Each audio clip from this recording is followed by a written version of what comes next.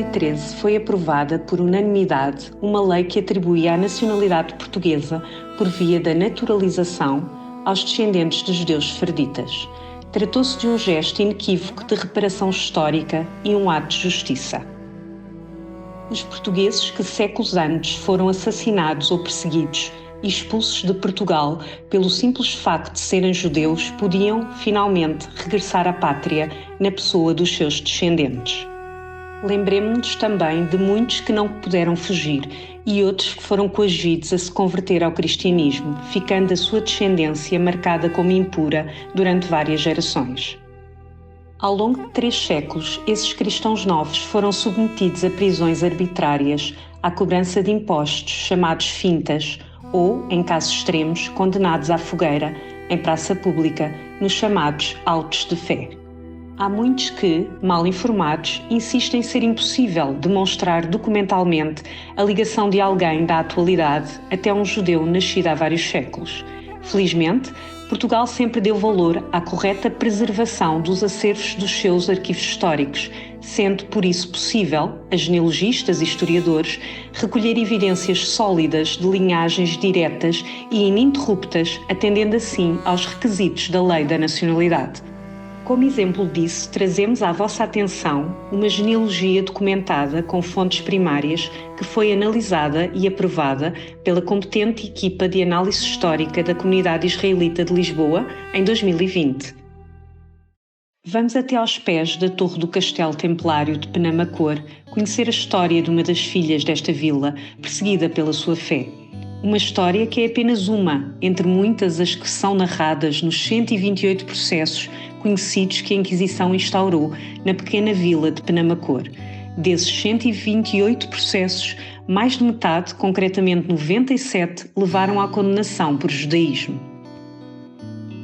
Leonor Henriques nasceu aqui em 1710.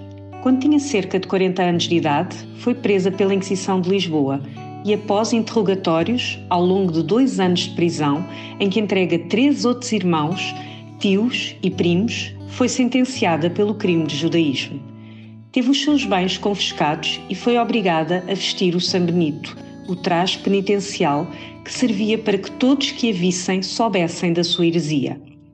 Aqui vemos algumas partes do seu processo original do Santo Ofício, preservado pelo Arquivo Nacional da Torre do Tombo.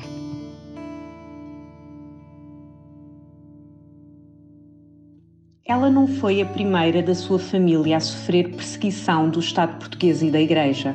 Tanto o seu pai, Gaspar Rodrigues de Paiva, mercador de Proença à Velha, como a sua mãe, Maria Nunes Ribeiro, foram sentenciados pelo mesmo crime de judaísmo quando a sua filha Leonor era provavelmente recém-nascida.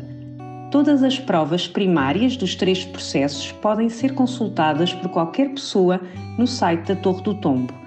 Neles vemos que Leonor, os seus pais e os seus 4 avós foram identificados como cristãos novos, judeus convertidos à força que em muitos casos mantiveram as suas tradições e crenças escondidas ao longo de gerações.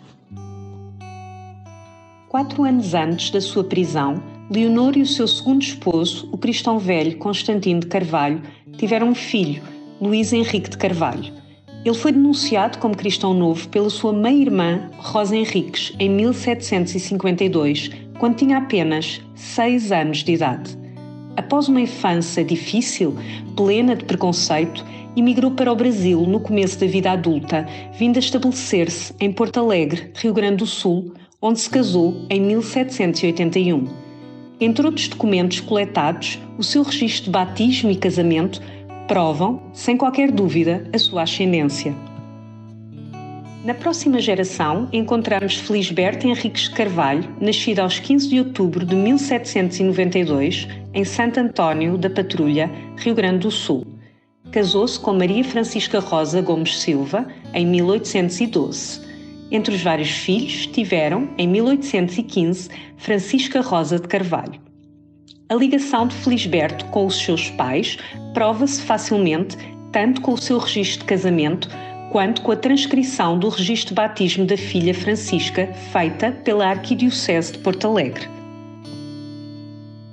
Francisca Rosa de Carvalho, também conhecida por Francisca Henriques de Carvalho, apelido que herdou de seu pai, bisneta de Leonor Henriques, nasceu na mesma vila de Santo António da Patrulha aos 7 de janeiro de 1815. Casou-se com Inácio José Gomes e tiveram vários filhos, entre eles Maria Inácia de Carvalho. Como prova documental, apresentamos a certidão de casamento dessa filha, ocorrido em junho de 1853. Maria Inácia de Carvalho, trineta de Leonor, nasceu aproximadamente em 1838. Casou-se com Jerónimo José Lopes em 1853. Deixaram entre outros o filho Lino José Lopes.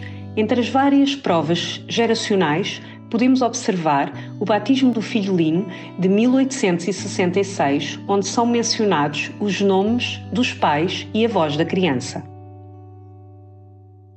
Lino José Lopes, tetraneto de Leonor, foi batizado em dezembro de 1866. Casou-se em 1891 com Raquel Marques Lopes. Deixaram, entre outros, o filho Jeromil Marques Lopes. A certidão de nascimento de Jeromil deixa clara a ligação entre as 3 gerações dos pais de Lino a seu filho. A partir da próxima geração, a fim de proteger a privacidade dos indivíduos aqui mencionados, em linha com o Regulamento Geral de Proteção de Dados da União Europeia, omitiremos certas partes dos documentos apresentados. Jeromil Marques Lopes, quinto neto de Leonor, nasceu em 1907. Casou-se em 1932 com Brausina L.M. e dessa união nasceu, entre outros, uma filha de nome Cecília. A certidão de casamento de Jeromil apresentada serve como prova da sua filiação. Cecília, sexta neta de Leonor, nasceu em 1939. Casou-se em 1965 com Itacir Consalter. Dessa união nasceram vários filhos, entre eles Géris Consalter.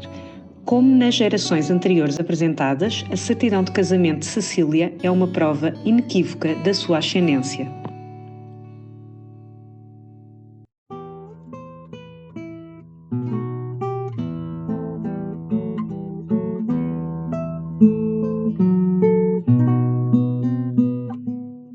Finalmente chegamos a Géris Consalter, sétimo neto da cristã nova Leonor Henriques, nascida em 1967. Ele foi o requerente que, com o auxílio de um competente genealogista, enviou um relatório genealógico detalhado à comunidade israelita de Lisboa.